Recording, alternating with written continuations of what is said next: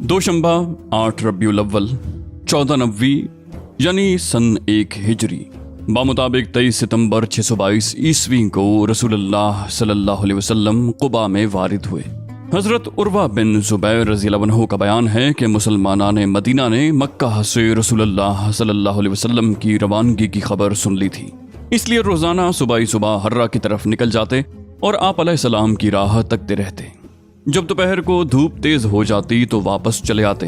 ایک روز طویل انتظار کے بعد لوگ اپنے اپنے گھروں کو پہنچ چکے تھے کہ ایک یہودی اپنے کسی ٹیلے پر کچھ دیکھنے کے لیے چڑھا۔ کیا دیکھتا ہے کہ رسول اللہ صلی اللہ علیہ وسلم اور آپ علیہ السلام کے رفقا سفید کپڑوں میں ملبوس، جن سے چاندنی چھٹک رہی تھی، تشریف لا رہے ہیں۔ اس نے بے خود ہو کر نہایت بلند آواز سے کہا، عرب کے لوگوں، یہ رہا تمہارا نصیب جس کا تم انتظار کر رہے تھے۔ یہ سنتے ہی مسلمان ہتھیاروں کی طرف دوڑ پڑے اور ہتھیار سج دھج کر استقبال کے لیے امٹ پڑے۔ ابن قیم کہتے ہیں کہ اس کے ساتھ ہی بنی عمرو بن عوف ساکنان قباء میں شور بلند ہوا اور تکبیر سنی گئی۔ مسلمان آپ علیہ السلام کی آمد کی خوشی میں نعرہ تکبیر بلند کرتے ہوئے استقبال کے لیے نکل پڑے۔ پھر آپ علیہ السلام سے مل کر تحیہ نبوت پیش کیا اور گرد و پیش پروانوں کی طرح جمع ہو گئے۔ اس وقت آپ علیہ السلام پر سکینت چھائی ہوئی تھی اور یہ وحی نازل ہو رہی تھی۔ ارشاد باری تعالیٰ ہے، اللہ آپ کا مولا ہے اور جبریل علیہ السلام اور صالح مومنین بھی، اور اس کے بعد فرشتے آپ علیہ السلام کے مددگار ہیں۔ حضرت عروہ بن زبیر رضی اللہ عنہ کا بیان ہے کہ لوگوں سے ملنے کے بعد آپ ان کے ساتھ داہنی جانب مڑے اور بنی عمرو بن عوف میں تشریف لائے۔ یہ دوشنبے کا دن اور ربیع الاول کا مہینہ تھا۔ ابو بکر رضی اللہ عنہ آنے والوں کے استقبال کے لیے کھڑے تھے اور رسول اللہ صلی اللہ علیہ وسلم چپ چاپ بیٹھے تھے۔ انصار کے جو لوگ آتے جنہوں نے رسول اللہ صلی اللہ علیہ وسلم کو دیکھا نہ تھا، وہ سیدھے ابو بکر رضی اللہ عنہ کو سلام پیش کرتے، یہاں تک کہ رسول اللہ صلی اللہ علیہ وسلم پر دھوپ آ گئی اور ابو بکر رضی اللہ عنہ نے چادر تان کر آپ علیہ السلام پر سایہ کیا۔ تب لوگوں نے پہچانا کہ یہ رسول اللہ ہیں۔ آپ صلی اللہ علیہ وسلم کے استقبال اور دیدار کے لیے سارا مدینہ امٹ پڑا تھا۔ یہ ایک تاریخی دن تھا جس کی نظیر سرزمین مدینہ نے کبھی نہیں دیکھی تھی۔ آج یہود نے بھی حقوق نبی کی اس بشارت کا مطلب دیکھ لیا تھا کہ اللہ جنوب سے اور وہ جو قدوس ہے کوہ فاران سے آیا۔ رسول اللہ صلی اللہ علیہ وسلم نے قباء میں کلثوم بن حضم اور کہا جاتا ہے کہ سعد بن خیثمہ کے مکان میں قیام فرمایا۔ پہلا قول زیادہ قوی ہے۔ ادھر حضرت علی ابن ابی طالب رضی اللہ عنہ نے مکہ میں 3 روز ٹھہر کر اور لوگوں کی جو امانتیں رسول اللہ صلی اللہ علیہ وسلم کے پاس تھیں انہیں ادا کر کے پیدل ہی مدینے کا رخ کیا اور قباء میں رسول اللہ صلی اللہ علیہ وسلم سے ملے اور کلثوم بن حضم کے یہاں قیام فرمایا۔ رسول اللہ صلی اللہ علیہ وسلم نے قباء میں کل 4 دن، دوشنبہ، منگل، بدھ، جمعرات یا 10 سے زیادہ دن یا پہنچ اور روانگی کے علاوہ 24 دن قیام فرمایا، اور اسی دوران مسجد قباء کی بنیاد رکھی اور اس میں نماز بھی پڑھی۔ یہ آپ علیہ السلام کی نبوت کے بعد پہلی مسجد ہے جس کی بنیاد تقویٰ پر رکھی گئی۔ 5ویں دن یا 12ویں دن یا 26ویں دن جمعے کو آپ علیہ السلام حکم الہی کے مطابق سوار ہوئے۔ ابو بکر رضی اللہ عنہ آپ علیہ السلام کے ردیف تھے۔ آپ علیہ السلام نے بنو نجار کو، جو آپ علیہ السلام کے ماموں کا قبیلہ تھا، اطلاع بھیج دی، چنانچہ وہ تلواریں حمائل کیے حاضر تھے۔ آپ علیہ السلام نے ان کی مائیت میں مدینہ کا رخ کیا۔ بنو سالم بن عوف کی آبادی میں پہنچے تو جمعے کا وقت آ گیا۔ آپ علیہ السلام نے بطن وادی میں اس مقام پر جمعہ پڑھا جہاں اب مسجد ہے۔ کل 100 آدمی تھے۔ جمعے کے بعد نبی صلی اللہ علیہ وسلم مدینہ تشریف لے گئے اور اسی دن سے اس شہر کا نام یثرب کی بجائے مدینۃ الرسول یعنی شہر رسول پڑ گیا، جسے مختصراً مدینہ کہا جاتا ہے۔ یہ نہایت تابناک تاریخی دن تھا۔ گلی کوچے تقدیس و تحمید کے کلمات سے گونج رہے تھے اور انصار کی بچیاں خوشی اور مسرت سے ان اشعار کے نغمے بکھیر رہی تھیں۔ اشرق البدر علینا من ثنیات الوداع، ان پہاڑوں سے جو ہیں سوئے جنوب 14ویں کا چاند ہے ہم پر چڑھا۔ کیسا عمدہ دین اور تعلیم ہے، شکر واجب ہے ہمیں اللہ کا، ہے اطاعت فرض تیرے حکم کی، بھیجنے والا ہے تیرا کبریا۔ انصار اگرچہ بڑے دولت مند نہ تھے، لیکن ہر ایک کی یہی آرزو تھی کہ رسول اللہ صلی اللہ علیہ وسلم ان کے یہاں قیام فرمائیں۔ چنانچہ آپ علیہ السلام انصار کے جس مکان یا محلے سے گزرتے، وہاں کے لوگ آپ علیہ السلام کی اونٹنی کی نکیل پکڑ لیتے اور عرض کرتے کہ تعداد و سامان اور ہتھیار و حفاظت فرش راہ ہیں، تشریف لائیے۔ مگر آپ علیہ السلام فرماتے کہ اونٹنی کی راہ چھوڑ دو، یہ اللہ کی طرف سے مامور ہے۔ چنانچہ اونٹنی مسلسل چلتی رہی اور اس مقام پر پہنچ کر بیٹھی جہاں آج مسجد نبوی ہے، لیکن آپ علیہ السلام نیچے نہ اترے، یہاں تک کہ وہ اٹھ کر تھوڑی دور گئی، پھر مڑ کر دیکھنے کے بعد پلٹ آئی اور اپنی پہلی جگہ بیٹھ گئی۔ اس کے بعد آپ علیہ السلام نیچے تشریف لائے۔ یہ آپ علیہ السلام کے ننیال والوں یعنی بنو نجار کا محلہ تھا، اور یہ اونٹنی کے لیے محض توفیق الہی تھی، کیونکہ آپ علیہ السلام ننیال میں قیام فرما کر ان کی عزت افزائی کرنا چاہتے تھے۔ اب بنو نجار کے لوگوں نے اپنے اپنے گھر لے جانے کے لیے رسول اللہ صلی اللہ علیہ وسلم سے عرض معروض شروع کی، لیکن ابو ایوب انصاری رضی اللہ عنہ نے لپک کر کجاوا اٹھا لیا اور اپنے گھر لے کر چلے گئے۔ اس پر رسول اللہ صلی اللہ علیہ وسلم فرمانے لگے، آدمی اپنے کجاوے کے ساتھ ہیں۔ ادھر حضرت اسد بن زرارہ رضی اللہ عنہ نے آ کر اونٹنی کی نکیل پکڑ لی، چنانچہ یہ اونٹنی انہی کے پاس رہی۔ صحیح بخاری میں حضرت انس رضی اللہ عنہ سے مروی ہے کہ نبی صلی اللہ علیہ وسلم نے فرمایا، ہمارے کس آدمی کا گھر زیادہ قریب ہے؟ حضرت ابو ایوب انصاری رضی اللہ عنہ نے کہا، میرا یا رسول اللہ، یہ رہا میرا مکان اور یہ رہا میرا دروازہ۔ آپ علیہ السلام نے فرمایا، جاؤ اور ہمارے لیے قیلولہ کی جگہ تیار کر دو۔ انہوں نے عرض کی، آپ دونوں حضرات تشریف لے چلیں، اللہ برکت دے گا۔ چند دن آپ علیہ السلام کی زوجہ محترمہ ام المومنین حضرت سودا رضی اللہ عنہا اور آپ علیہ السلام کی دونوں صاحبزادیاں حضرت فاطمہ رضی اللہ عنہا اور ام کلثوم رضی اللہ عنہا اور حضرت اسامہ بن زید اور ام ایمن بھی آ گئیں۔ ان سب کو حضرت عبداللہ بن ابی بکر آل ابی بکر کے ساتھ، جن میں حضرت عائشہ رضی اللہ عنہا بھی تھیں، لے کر آئے تھے۔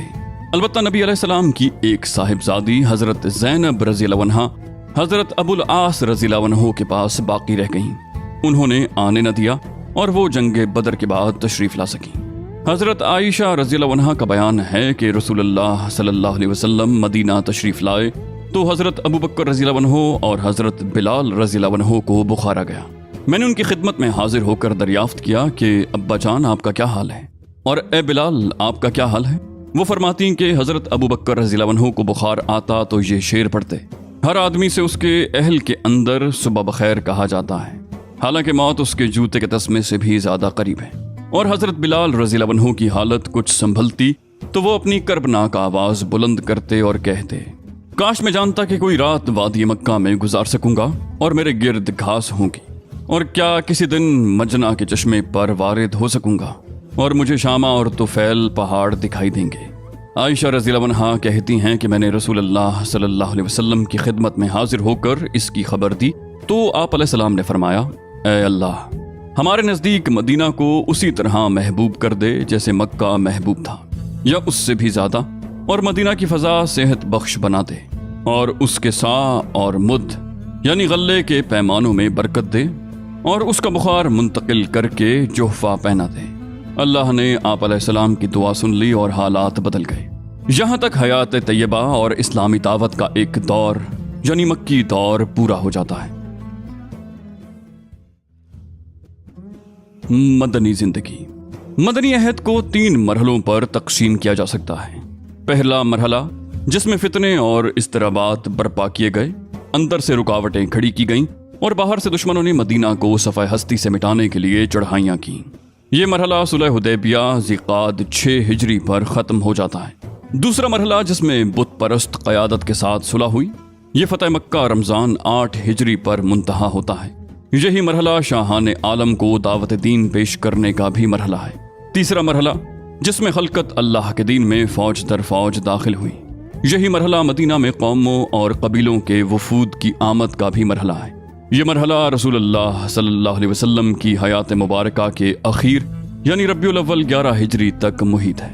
ہجرت کا مطلب صرف یہی نہیں تھا کہ فتنے اور تمسخر کا نشانہ بننے سے نجات حاصل کر لی جائے، بلکہ اس میں یہ مفہوم بھی شامل تھا کہ ایک پرامن علاقے کے اندر ایک نئے معاشرے کی تشکیل میں تعاون کیا جائے۔ اسی لیے ہر صاحب استطاعت مسلمان پر فرض قرار پایا تھا کہ اس وطن جدید کی تعمیر میں حصہ لے اور اس کی پختگی، حفاظت اور رفعت شان میں اپنی کوشش صرف کرتے۔ یہ بات تو قطعی طور پر معلوم ہے کہ رسول اللہ صلی اللہ علیہ وسلم ہی اس معاشرے کی تشکیل کے امام، قائد اور رہنما تھے، اور کسی نزاع کے بغیر سارے معاملات کی باغ ڈور آپ علیہ السلام کے ہی ہاتھ میں تھی۔ مدینے میں رسول اللہ صلی اللہ علیہ وسلم کو 3 طرح کی قوموں سے سابقہ پیش تھا، جن میں سے ہر ایک کے حالات دوسرے سے بالکل جداگانہ تھے، اور ہر ایک قوم کے تعلق سے کچھ خصوصی مسائل تھے جو دوسری قوموں کے مسائل سے مختلف تھے۔ یہ تینوں اقوام حسب ذیل تھیں۔ نمبر 1، آپ علیہ السلام کے پاک باز صحابہ کرام۔ نمبر 2، مدینے کے قدیم اور اصلی قبائل سے تعلق رکھنے والے مشرکین جو اب تک ایمان نہیں لائے تھے۔ اور نمبر 3، یہود۔ صحابہ کرام رضی اللہ عنہم کے تعلق سے آپ علیہ السلام کو جن مسائل کا سامنا تھا، ان کی توضیح یہ ہے کہ ان کے لیے مدینے کے حالات مکے کے حالات سے قطعی طور پر مختلف تھے۔ مکے میں اگرچہ ان کا کلمہ ایک تھا اور ان کے مقاصد بھی ایک تھے، مگر وہ خود مختلف گھرانوں میں بکھرے ہوئے تھے اور مجبور و مقہور اور ذلیل اور کمزور تھے۔ ان کے ہاتھ میں کسی طرح کا کوئی اختیار نہ تھا۔ سارے اختیارات دشمنان دین کے ہاتھوں میں تھے، اور دنیا کا کوئی بھی انسانی معاشرہ جن اجزاء اور لوازمات سے قائم ہوتا ہے، مکہ کے مسلمانوں کے پاس وہ اجزاء سرے سے تھے ہی نہیں کہ ان کی بنیاد پر کسی نئے اسلامی معاشرے کی تشکیل کر سکیں۔ اس لیے ہم دیکھتے ہیں کہ مکی صورتوں میں صرف اسلامی مبادیات کی تفصیل بیان کی گئی ہے، اور صرف ایسے احکامات نازل کیے گئے ہیں جن پر ہر آدمی تنہا عمل کر سکتا ہے۔ اس کے علاوہ نیکی بھلائی اور مکارم اخلاق کی ترغیب دی گئی ہے، اور رذیل اور ذلیل کاموں سے بچنے کی تاکید کی گئی ہے۔ اس کے برخلاف مدینے میں مسلمانوں کی زمام کار پہلے ہی دن سے خود ان کے اپنے ہاتھ میں تھی۔ ان پر کسی دوسرے کا تسلط نہ تھا، اس لیے اب وقت آ گیا تھا کہ مسلمان تہذیب و عمرانیات، معاشیات و اقتصادیات، سیاست و حکومت اور صلح و جنگ کے مسائل کا سامنا کریں، اور ان کے لیے حلال و حرام اور عبادات اور اخلاق اور مسائل زندگی کی بھرپور تنقیح کی جائے۔ وقت آ گیا تھا کہ مسلمان ایک نیا معاشرہ یعنی اسلامی معاشرہ تشکیل کریں جو زندگی کے تمام مرحلوں میں جاہلی معاشرے سے مختلف اور عالم انسانی کے اندر موجود کسی بھی دوسرے معاشرے سے ممتاز ہو، اور اس دعوت اسلامی کا نمائندہ ہو جس کی راہ میں مسلمانوں نے 13 سال تک طرح طرح کی مصیبتیں اور مشقتیں برداشت کی تھیں۔ ظاہر ہے اس طرح کے کسی معاشرے کی تشکیل ایک دن، ایک مہینہ یا ایک سال میں نہیں ہو سکتی، بلکہ اس کے لیے ایک طویل مدت درکار ہوتی ہے تاکہ اس میں آہستہ آہستہ اور درجہ بدرجہ احکام صادر کیے جائیں، اور قانون سازی کا کام مشق و تربیت اور عملی نفاذ کے ساتھ ساتھ مکمل کیا جائے۔ اب جہاں تک احکام و قوانین صادر اور فراہم کرنے کا معاملہ ہے تو اللہ تعالیٰ خود اس کا کفیل تھا، اور جہاں تک ان احکام کے نفاذ اور مسلمانوں کی تربیت اور رہنمائی کا معاملہ ہے تو اس پر رسول اللہ صلی اللہ علیہ وسلم مامور تھے۔ چنانچہ ارشاد باری تعالیٰ ہے، وہی ہے جس نے امیوں میں خود انہی کے اندر سے ایک رسول بھیجا جو ان پر اللہ کی آیات تلاوت کرتا ہے اور انہیں پاک و صاف کرتا ہے اور انہیں کتاب و حکمت سکھاتا ہے، اور یہ لوگ یقیناً پہلے کھلی گمراہی میں تھے۔ ادھر صحابہ کرام رضی اللہ عنہم کا یہ حال تھا کہ وہ آپ علیہ السلام کی طرف ہمتاً متوجہ رہتے، اور جو حکم صادر ہوتا اس سے اپنے آپ کو آراستہ کر کے خوشی محسوس کرتے۔ ارشاد باری تعالیٰ ہے، جب ان پر اللہ کی آیات تلاوت کی جاتی ہیں تو ان کے ایمان کو بڑھا دیتی ہیں۔ بہرحال یہی سب سے عظیم مسئلہ تھا جو رسول اللہ صلی اللہ علیہ وسلم کو مسلمانوں کے تعلق سے درپیش تھا، اور بڑے پیمانے پر یہی دعوت اسلامیہ اور رسالت محمدیہ کا مقصود بھی تھا۔ لیکن یہ کوئی ہنگامی مسئلہ نہ تھا بلکہ مستقل اور دائمی تھا۔ البتہ اس کے علاوہ کچھ دوسرے مسائل بھی تھے جو فوری توجہ کے طالب تھے، جن کی مختصر کیفیت یہ ہے۔ مسلمانوں کی جماعت میں 2 طرح کے لوگ تھے، ایک وہ جو خود اپنی زمین، اپنے مکان اور اپنے اموال کے اندر رہ رہے تھے، اور اس بارے میں ان کو اس سے زیادہ فکر نہ تھی جتنی کسی آدمی کو اپنے اہل و عیال میں امن و سکون کے ساتھ رہتے ہوئے کرنی پڑتی ہے۔ یہ انصار کا گروہ تھا، اور ان میں پشت ہاں پشت سے باہم بڑی مستحکم عداوتیں اور نفرتیں چلی آ رہی تھیں۔ ان کے پہلو بپہلو دوسرا گروہ مہاجرین کا تھا جو ان ساری سہولتوں سے محروم تھا اور لٹ پٹ کر کسی نہ کسی طرح تن بتقدیر مدینہ پہنچ گیا تھا۔ ان کے پاس نہ تو رہنے کے لیے کوئی ٹھکانہ تھا، نہ پیٹ پالنے کے لیے کوئی کام، اور نہ سرے سے کسی قسم کا کوئی مال جس پر ان کی معیشت کا ڈھانچہ کھڑا ہو سکے۔ پھر ان پناہ گیر مہاجرین کی تعداد کوئی معمولی بھی نہ تھی، اور ان میں دن بدن اضافہ ہی ہو رہا تھا، کیونکہ اعلان کر دیا گیا تھا کہ جو کوئی اللہ اور اس کے رسول پر ایمان رکھتا ہے وہ ہجرت کر کے مدینہ آ جائے۔ اور معلوم ہے کہ مدینے میں نہ کوئی بڑی دولت تھی، نہ آمدنی کے ذرائع اور وسائل، چنانچہ مدینے کا اقتصادی توازن بگڑ گیا، اور اسی تنگی ترشی میں اسلام دشمن طاقتوں نے بھی مدینے کا تقریباً اقتصادی بائیکاٹ کر دیا، جس سے درآمدات بند ہو گئیں اور حالات انتہائی سنگین ہو گئے۔ دوسری قوم مدینے کے اصل مشرک باشندوں کا حال یہ تھا کہ انہیں مسلمانوں پر کوئی بالادستی حاصل نہ تھی۔ کچھ مشرکین شک و شبے میں مبتلا تھے اور اپنے آبائی دین کو چھوڑنے میں تردد محسوس کر رہے تھے، لیکن اسلام اور مسلمانوں کے خلاف اپنے دل میں کوئی عداوت اور داؤ گھات نہیں رکھتے تھے۔ اس طرح کے لوگ تھوڑے ہی عرصے کے بعد مسلمان ہو گئے اور خالص اور پکے مسلمان ہوئے۔ اس کے برخلاف کچھ مشرکین ایسے تھے جو اپنے سینے میں رسول اللہ صلی اللہ علیہ وسلم اور مسلمانوں کے خلاف سخت کینہ اور عداوت چھپائے ہوئے تھے، لیکن انہیں مد مقابل آنے کی جرت نہ تھی، بلکہ حالات کے پیش نظر آپ علیہ السلام سے محبت اور خلوص کے اظہار پر مجبور تھے۔ ان میں سر فہرست عبداللہ بن ابی تھا۔ یہ وہ شخص ہے جس کو جنگ بواس کے بعد اپنا سربراہ بنانے پر اوس و خزرج نے اتفاق کر لیا تھا۔ حالانکہ اس سے قبل دونوں فریق کسی کی سربراہی پر متفق نہیں ہوئے تھے، لیکن اب اس کے لیے مونگوں کا تاج تیار کیا جا رہا تھا تاکہ اس کے سر پر تاج شاہی رکھ کر اس کی باقاعدہ بادشاہت کا اعلان کر دیا جائے۔ یعنی یہ شخص مدینے کا بادشاہ ہونے ہی والا تھا کہ اچانک رسول اللہ صلی اللہ علیہ وسلم کی آمد ہو گئی اور لوگوں کا رخ اس کی بجائے آپ علیہ السلام کی طرف ہو گیا۔ اس لیے اسے احساس تھا کہ آپ علیہ السلام ہی نے اس کی بادشاہت چھینی ہے، لیکن وہ اپنے نہا خانہ دل میں آپ علیہ السلام کے خلاف سخت عداوت چھپائے ہوئے تھا۔ اس کے باوجود جب اس نے جنگ بدر کے بعد دیکھا کہ حالات اس کے موافق نہیں ہیں اور وہ شرک پر قائم رہ کر اب دنیاوی فوائد سے بھی محروم ہوا چاہتا ہے، تو اس نے بظاہر قبول اسلام کا اعلان کر دیا، لیکن وہ اب بھی درپردہ کافر ہی تھا۔ اس لیے جب بھی اسے رسول اللہ صلی اللہ علیہ وسلم اور مسلمانوں کے خلاف کسی شرارت کا موقع ملتا وہ ہرگز نہ چوکتا۔ اس کے ساتھ ہی عموماً وہ رؤسا تھے جو اس کی بادشاہت کے زیر سایہ بڑے بڑے مناصب کے حصول کی توقع باندھے بیٹھے تھے، مگر اب انہیں اس سے محروم ہو جانا پڑا۔ یہ لوگ اس شخص کے شریک کار تھے اور اس کے منصوبوں کی تکمیل میں اس کی مدد کرتے تھے، اور اس مقصد کے لیے بسا اوقات نوجوانوں اور سادہ لوح مسلمانوں کو بھی اپنی چابک دستی سے اپنا آلہ کار بنا لیتے۔ تیسری قوم یہود تھی۔ یہ لوگ اشوری اور رومی ظلم و جبر سے بھاگ کر حجاز میں پناہ گزین ہو گئے تھے۔ یہ در حقیقت عبرانی تھے، لیکن حجاز میں پناہ گزین ہونے کے بعد ان کی وضاقتہ زبان اور تہذیب وغیرہ بالکل عربی رنگ میں رنگ گئی، یہاں تک کہ ان کے قبیلوں اور افراد کے نام بھی عربی ہو گئے تھے، اور ان کے اور عربوں کے آپس میں شادی بیاہ کے رشتے بھی قائم ہو گئے تھے۔ لیکن ان سب کے باوجود ان کی نسلی عصبیت برقرار تھی، اور وہ عربوں میں مدغم نہ ہوئے، بلکہ اپنی اسرائیلی یہودی قومیت پر فخر کرتے تھے اور عربوں کو انتہائی حقیر سمجھتے تھے، حتیٰ کہ انہیں امی کہتے تھے، جس کا مطلب ان کے نزدیک یہ تھا: بدھو، وحشی، پسماندہ اور اچھوت۔ ان کا عقیدہ تھا کہ عربوں کا مال ان کے لیے مباح ہے، جیسے چاہیں کھائیں۔ چنانچہ اللہ کا ارشاد ہے، انہوں نے کہا ہم پر امیوں کے معاملے میں کوئی راہ نہیں، یعنی امیوں کا مال کھانے میں ہماری کوئی پکڑ نہیں۔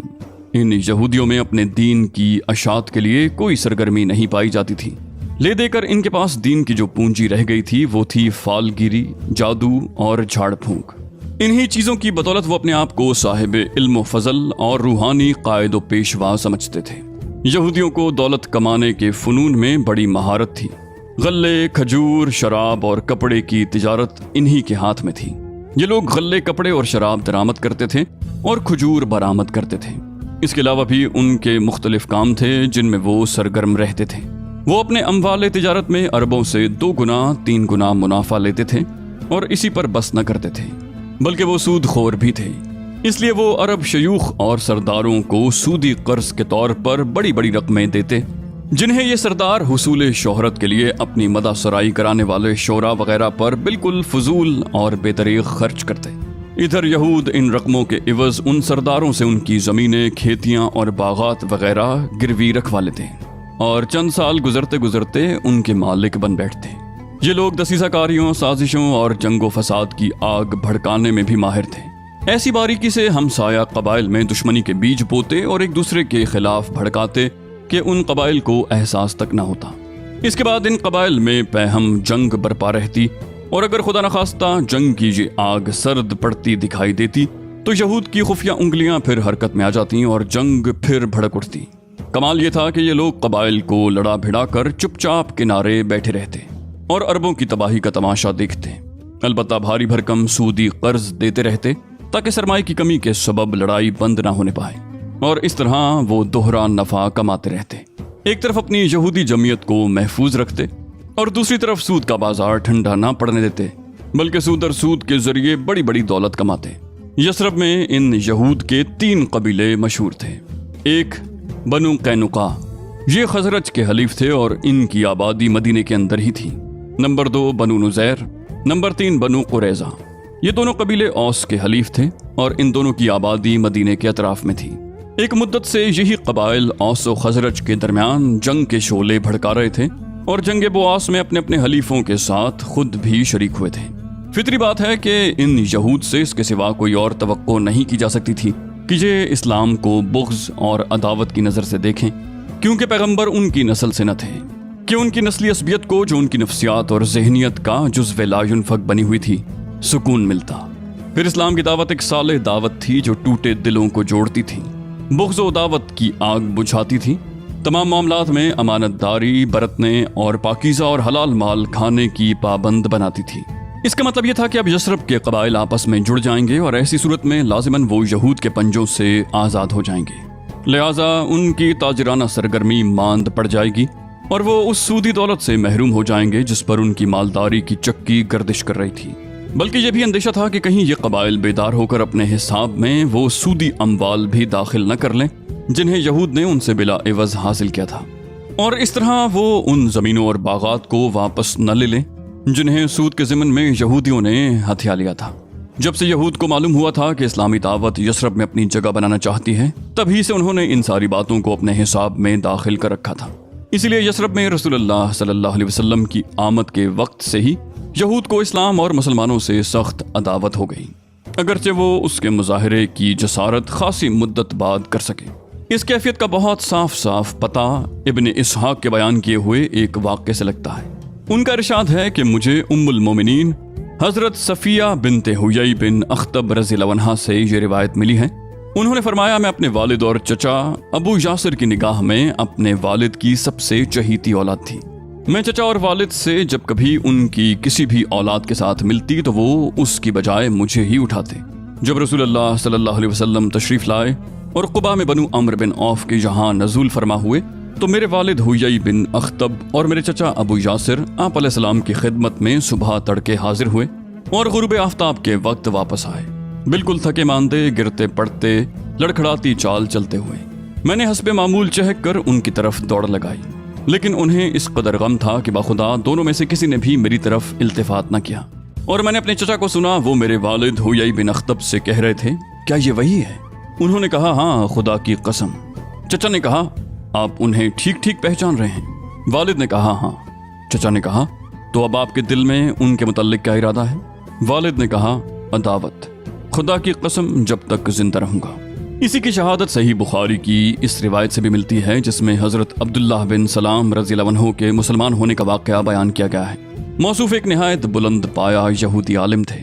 आपको बनु नज्जार में रसूलुल्लाह सल्लल्लाहु अलैहि वसल्लम की तशरीफ़ आवरी की खबर मिली तो वो आप अलैहिस्सलाम की खिदमत में बउजलत तमाम हाजिर हुए और चंद सवालात पेश किए जिन्हें सिर्फ नबी ही जानता है। और जब नबी सल्लल्लाहु अलैहि वसल्लम की तरफ से उनके जवाबात सुने तो वहीं उसी वक्त मुसलमान हो गए। फिर आप अलैहिस्सलाम से कहा कि यहूद एक बहतान बाज कौम है, अगर उन्हें इससे कबल कि आप अलैहिस्सलाम कुछ दरियाफ्त फरमाएं, मेरे इस्लाम लाने का पता लग गया तो वो आपके पास मुझ पर बहतान तराशेंगे। लिहाजा रसूलुल्लाह सल्लल्लाहु अलैहि वसल्लम ने यहूद को बुला भेजा। वो आए और इधर अब्दुल्ला बिन सलाम घर के अंदर छुप गए। तो रसूलुल्लाह सल्लल्लाहु अलैहि वसल्लम ने दरियाफ्त किया कि अब्दुल्ला बिन सलाम तुम्हारे अंदर कैसे आदमी हैं? उन्होंने कहा, हमारे सबसे बड़े आलिम हैं और सबसे बड़े आलिम के बेटे हैं, हमारे सबसे अच्छे आदमी हैं और सबसे अच्छे आदमी के बेटे हैं। एक रिवायत के अल्फाज ये हैं कि हमारे सरदार हैं और हमारे सरदार के बेटे हैं। एक दूसरी रिवायत के अल्फाज ये हैं कि हमारे सबसे अच्छे आदमी हैं और सबसे अच्छे आदमी के बेटे हैं। रसूलुल्लाह सल्लल्लाहु अलैहि वसल्लम ने फरमाया, अच्छा ये बताओ, अगर अब्दुल्ला मुसलमान हो जाएं तो? यहूद ने 2-3 बार कहा, अल्लाह उनको इससे महफूज रखे। उसके बाद अब्दुल्ला बिन सलाम रज़ियल्लाहु अन्हु बरामद हुए और फरमाया, अशहदु अल्ला इलाहा इल्लल्लाह व अशहदु अन्ना मुहम्मदुर रसूलुल्लाह। इतना सुनना था कि यहूद बोल पड़े, ये हमारा सबसे बुरा आदमी है और ये सबसे बुरे आदमी का बेटा है, और उसी वक्त उनकी बुराइयां शुरू कर दी। एक रिवायत में है कि इस पर हजरत अब्दुल्ला बिन सलाम रज़ियल्लाहु अन्हु ने फरमाया, ऐ जमात यहूद, अल्लाह से डरो, उस अल्लाह की कसम जिसके सिवा कोई माबूद नहीं। तुम लोग जानते हो कि आप अलैहिस्सलाम अल्लाह के रसूल हैं और हक लेकर तशरीफ लाए हैं, लेकिन यहूदियों ने कहा, तुम झूठ कहते हो। یہ پہلا تجربہ تھا جو رسول اللہ صلی اللہ علیہ وسلم کو یہود کے متعلق ہوا اور مدینے میں داخلے کے پہلے ہی دن حاصل ہوا۔ یہاں تک جو کچھ ذکر کیا گیا یہ مدینے کے داخلی حالات سے متعلق تھا۔ بیرون مدینہ مسلمانوں کے سب سے بڑے کڑے دشمن قریش تھے، اور 13 سال تک جبکہ مسلمان ان کے زیر دست تھے، دہشت مچانے، دھمکی دینے اور تنگ کرنے کے تمام ہتھ کنڈے استعمال کر چکے تھے، طرح طرح کی سختیاں اور مظالم کر چکے تھے، منظم اور وسیع پروپیگنڈے اور نہایت صبر آزما نفسیاتی حربے استعمال میں لا چکے تھے۔ پھر جب مسلمانوں نے مدینہ ہجرت کی تو قریش نے ان کی زمینیں، مکانات اور مال و دولت سب کچھ ضبط کر لیا، اور مسلمانوں اور ان کے اہل و عیال کے درمیان رکاوٹ بن کر کھڑے ہو گئے، بلکہ جس کو پا سکے قید کر کے طرح طرح کی اذیتیں دیں۔ پھر اسی پر بس نہ کیا بلکہ سربراہ دعوت جناب محمد رسول اللہ صلی اللہ علیہ وسلم کو قتل کرنے اور آپ علیہ السلام کی دعوت کو جڑ سے اکھاڑنے کے لیے خوفناک سازشیں کی اور اسے روب عمل لانے کے لیے اپنی صلاحیتیں صرف کی۔ جب مسلمان کسی طرح بچ بچا کر کوئی 500 کلومیٹر دور مدینہ کی سرزمین پر جا پہنچے تو قریش نے اپنی ساکھ کا فائدہ اٹھاتے ہوئے گھناؤنا سیاسی کردار انجام دیا۔